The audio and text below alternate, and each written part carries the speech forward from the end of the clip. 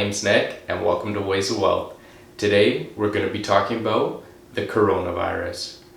The coronavirus is a disease that has recently impacted many of the lives, predominantly in China, but now spreading throughout the world.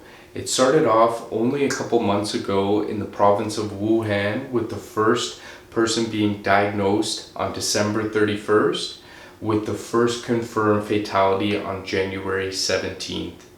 From here, we've seen tens of thousands up into the 70,000 number range of people that have been infected and thousands of deaths.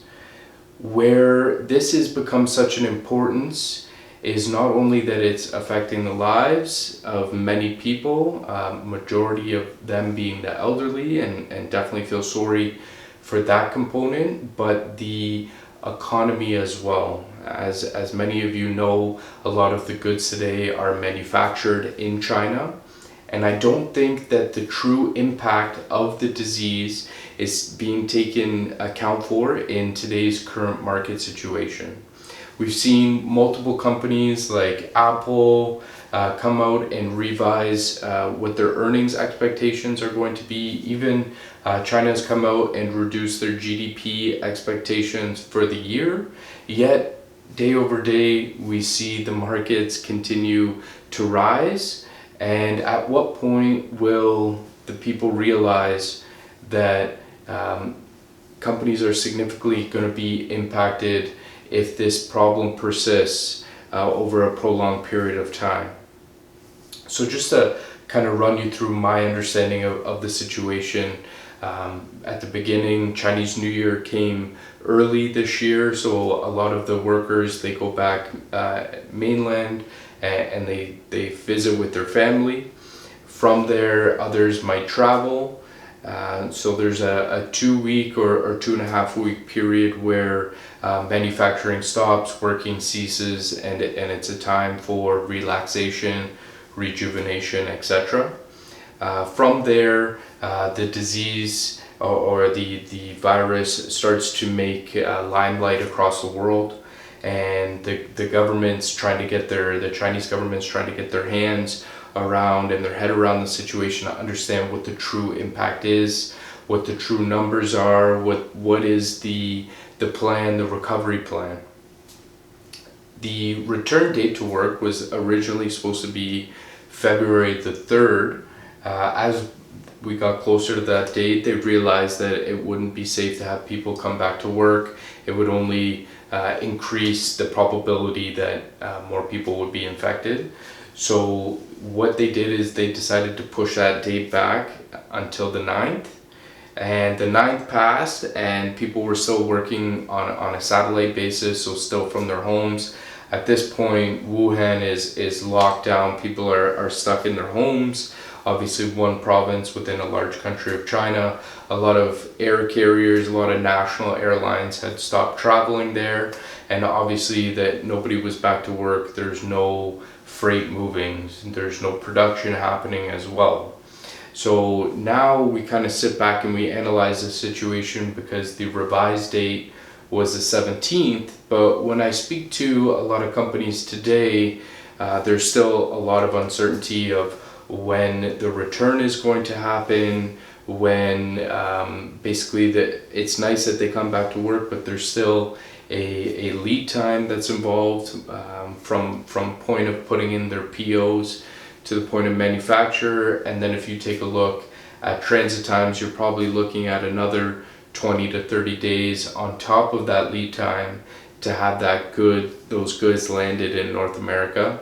Not sure about the rest of the world, but if we look at it just on a North American basis. So if I take a look and just use the data that I've been collecting over the past couple days to get a better understanding, from what I've seen, a lot of companies are not fully staffed. They're at a percentage that is less than maybe 5%. So their output isn't as great. I've seen a report on CNBC where only 10% of Apple's manufacturing. Foxconn is back to work at this moment, and who knows, as we see over the past couple of days, the number of cases that are coming out, when these manufacturing facilities will be up and running at 100%. So if we basically take an assumption or a speculation, it could be only until March, beginning of March, let's say, or middle March, best case scenario, that everything is fully understood and up and running. Let's take a best case scenario. And then let's factor in 1 month, or let's factor in a 4-week lead time. From there, you're looking at the end of April for the cargo or the goods being available for the freight forwarder or the shipping to occur. From there, you're looking at adding another month on top of that to give you when that goods will be landed in, when you're talking ocean freight, for a majority or the bulk number of the products. That eliminates Q1 right off the table. So when you eliminate Q1, that is essentially, if a company here does not have inventory, they are not selling the products that they import from China for a quarter. So 1/4 of the year is already detrimented, yet we see the markets continue to rise day over day. That's something that I'm a little bit worried about. I am just taking a sit back and watch mentality right now. This is obviously my own personal opinion, my own personal views.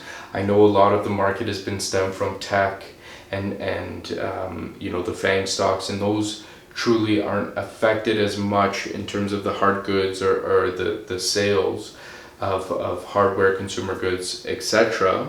But I believe that does play a big part of the economy, and we're yet to see the true impact being factored into the market. So I would just be careful and just monitor things at a distance. Who knows, everything could be up and running next week, and this could be a conversation of yesterday. But just thought I'd bring it to light and take a look at it from a best case scenario, and just try and provide you my personal opinion. Thank you. If you like this or have any comments, throw them down. Appreciate all your feedback. Appreciate what you think of the scenario. I think that 2 heads are better than 1, or 3 or 4. So if you have any comments or have anything to add, definitely throw it down below, and subscribe if you like. Thank you.